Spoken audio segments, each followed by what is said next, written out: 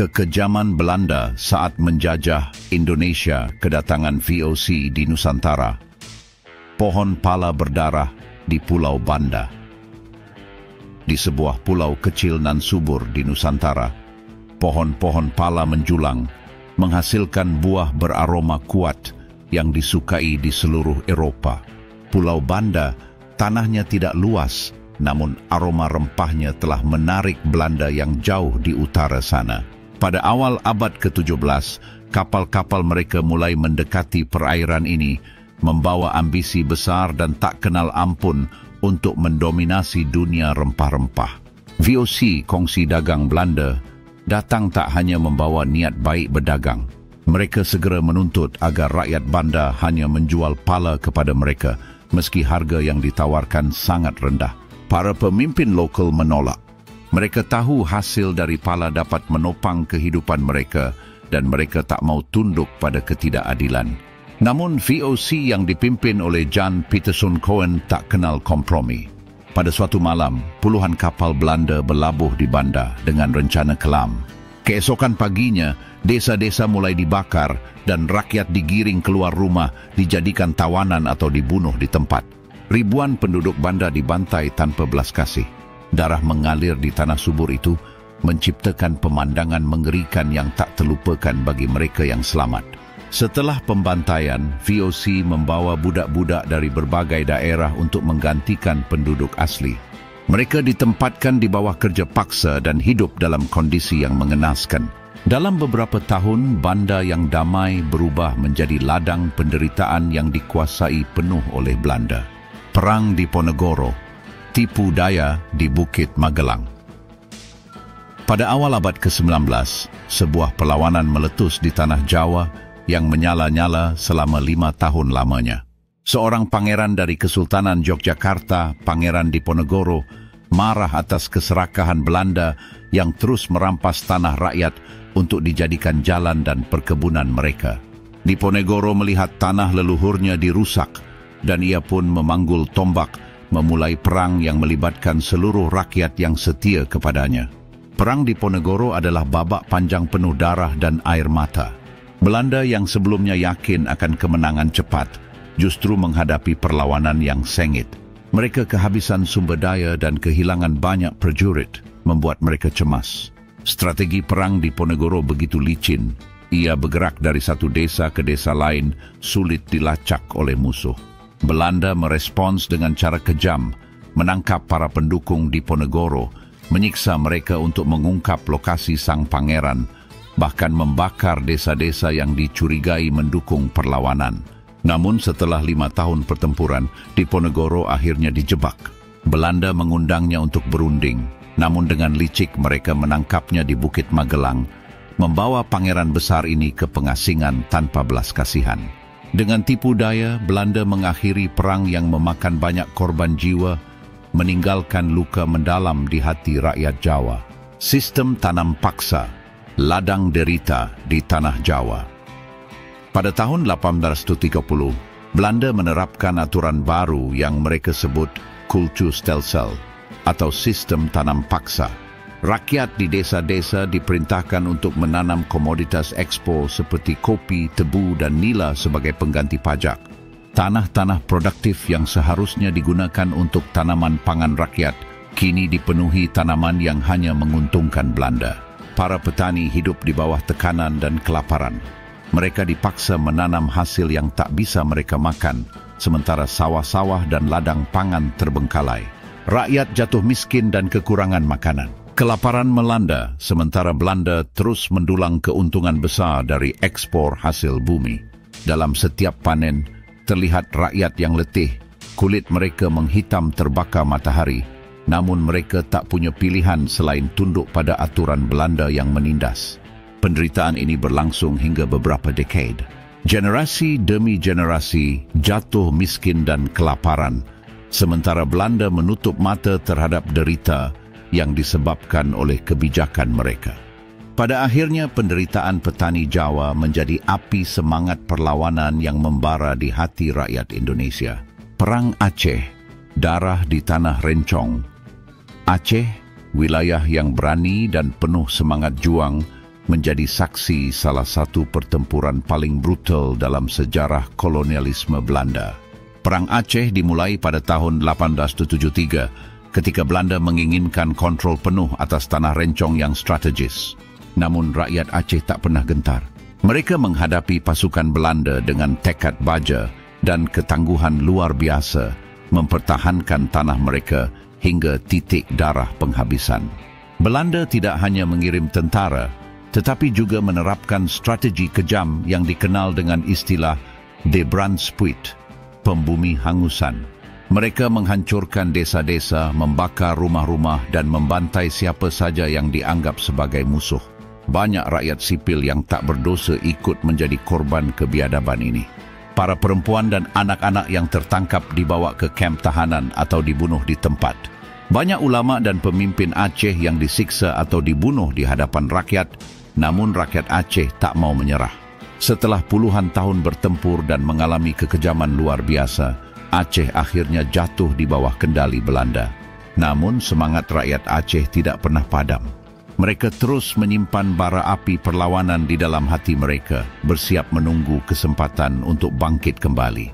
Bab 5. Akhir dari kolonialisme, merdeka di tanah air sendiri. Pada tahun 1942, datanglah pasukan Jepang yang menggantikan posisi Belanda di Nusantara.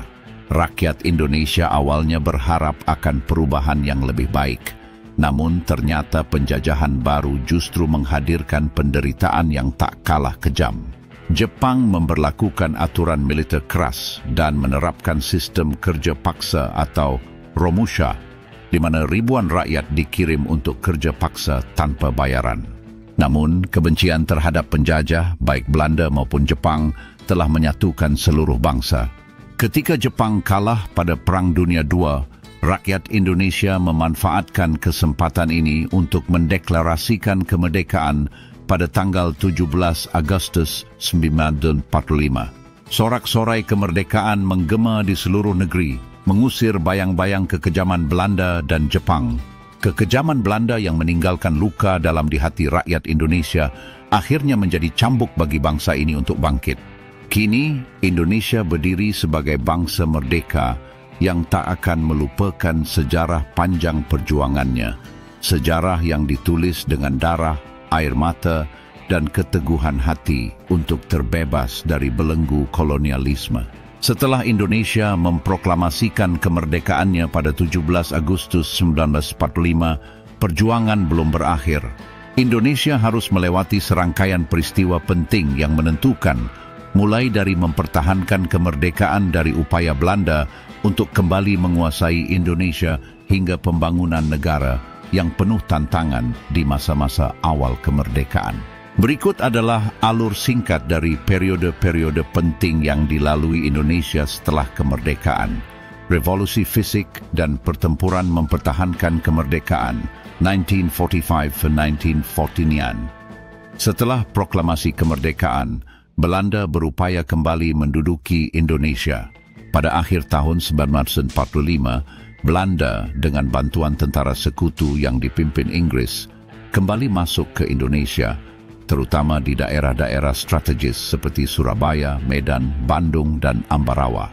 Dalam periode ini, pertempuran sengit pecah di berbagai wilayah, di mana pemuda dan rakyat Indonesia berusaha mempertahankan kemerdekaan dengan segenap jiwa dan raga.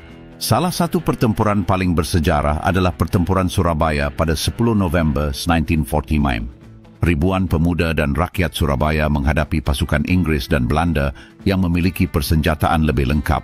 Meskipun banyak yang gugur, semangat juang rakyat Indonesia yang tak gentar menjadi simbol keberanian dalam mempertahankan kemerdekaan. Pertempuran Surabaya ini kemudian diperingati sebagai Hari Pahlawan. Belanda yang menolak mengakui kemerdekaan Indonesia melancarkan agresi militer PANS pada tahun 1942 dan agresi militer II pada tahun 1948. Namun, dunia internasional mulai memberikan dukungan kepada Indonesia, memaksa Belanda untuk berunding melalui perjanjian-perjanjian seperti Perjanjian Linggarjati, Perjanjian Renville, dan akhirnya Konferensi Meja Bundar KMB pada tahun 1949. Melalui KMB, Belanda akhirnya mengakui kedaulatan Indonesia pada 27 Desember 1949, meskipun dengan struktur negara serikat yang kemudian dibubarkan oleh Indonesia pada 1950. Masa demokrasi liberal dan tantangan politik awal 1950-1959.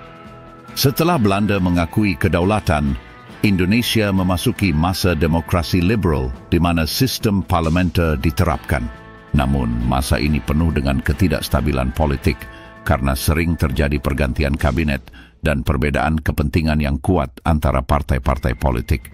Setiap kali kabinet terbentuk, kabinet baru ini hanya bertahan beberapa bulan sebelum digantikan kabinet lain akibat konflik politik. Di sisi lain, Indonesia menghadapi berbagai pemberontakan, seperti pemberontakan Darul Islam Tentara Islam Indonesia, DITII, PRRI, Permesta, serta perlawanan bersenjata dari kelompok-kelompok yang tidak puas dengan kebijakan pemerintah pusat. Keadaan ini membuat stabilitas negara terganggu, sementara pemerintah pusat berusaha keras untuk menjaga persatuan dan kesatuan Indonesia. Di masa demokrasi terpimpin dan pengaruh Soekarno, 1969. Pada tahun 1959, Presiden Soekarno mengeluarkan Dekret Presiden 5 Juli 1959 yang membubarkan Dewan Konstituante dan kembali pada UD45. Dengan dekret ini, Soekarno mengubah sistem pemerintahan menjadi demokrasi terpimpin, di mana ia memiliki kekuasaan lebih besar, sementara peran parlemen melemah. Demokrasi terpimpin membawa Indonesia ke arah kebijakan politik yang lebih otoriter, di mana peran militer semakin kuat dan ideologi Nasakom, nasionalisme, agama, dan komunisme menjadi pedoman negara. Di masa demokrasi terpimpin, Soekarno juga memusatkan perhatian pada perjuangan internasional untuk merebut Irian Barat, Papua, dari Belanda. Dengan tekanan internasional, Belanda akhirnya menyerahkan Irian Barat kepada Indonesia melalui Perjanjian New York pada tahun 1952.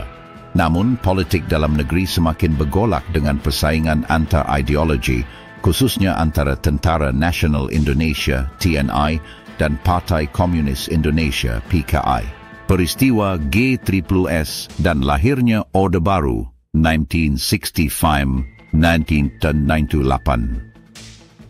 Pada malam 30 September 1965, terjadi sebuah peristiwa kelam yang dikenal dengan Gerakan 30 September atau G30S, di mana 7 Jenderal TNI dibunuh oleh kelompok yang mengatasnamakan Dewan Revolusi. Peristiwa ini menjadi awal dari konflik besar di Indonesia dengan tuduhan bahwa PKI adalah dalang di balik G30S. Sejak itu, TNI di bawah pimpinan Mayor Jenderal Soeharto mengambil alih keadaan dengan operasi militer. Peristiwa ini kemudian mengakibatkan penumpasan besar-besaran terhadap PKI dan orang-orang yang dituduh terlibat dalam gerakan tersebut. Ribuan hingga ratusan ribu orang ditangkap, diasingkan, atau dieksekusi tanpa proses pengadilan yang jelas. Ini menciptakan trauma mendalam bagi keluarga korban dan meninggalkan noda gelap dalam sejarah Indonesia.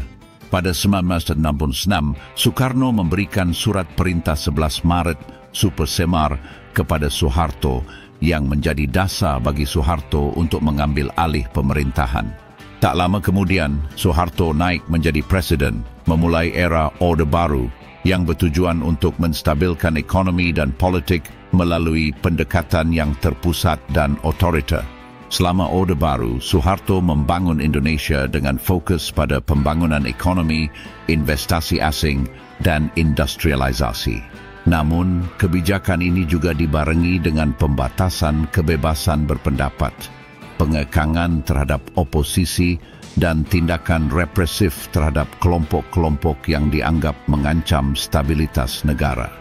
Krisis ekonomi Asia dan reformasi 1998.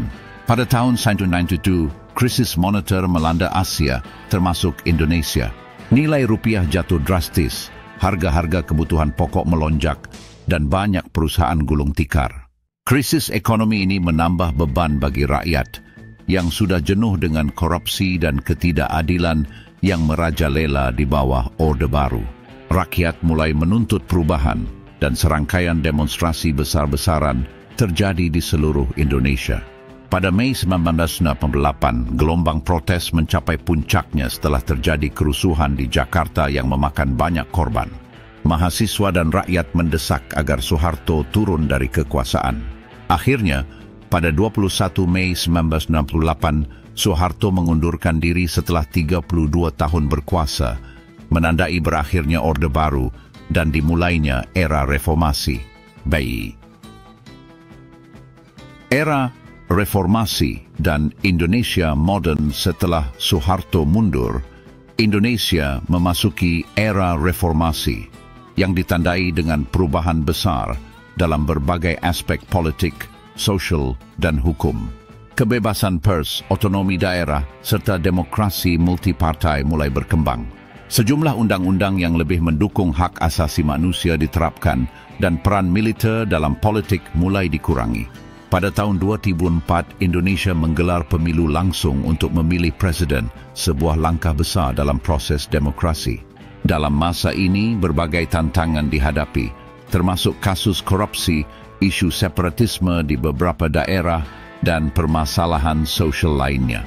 Meski penuh tantangan, demokrasi di Indonesia semakin matang dengan pergantian kekuasaan yang relatif damai dan pemilu yang semakin transparan.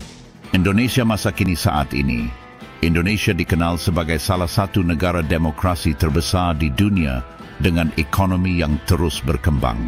Sebagai anggota G20, Indonesia memiliki peran penting di panggung internasional, terutama dalam isu-isu perubahan iklim, ekonomi digital, dan perdamaian dunia. Meskipun masih menghadapi berbagai masalah seperti ketimpangan sosial, korupsi, dan isu lingkungan, Indonesia tetap bergerak maju. Dalam semangat persatuan, Indonesia terus mengenang perjuangan panjang yang dilalui dari masa penjajahan hingga era kemerdekaan, serta tantangan yang dihadapi untuk menjadi bangsa yang mandiri dan berdaulat.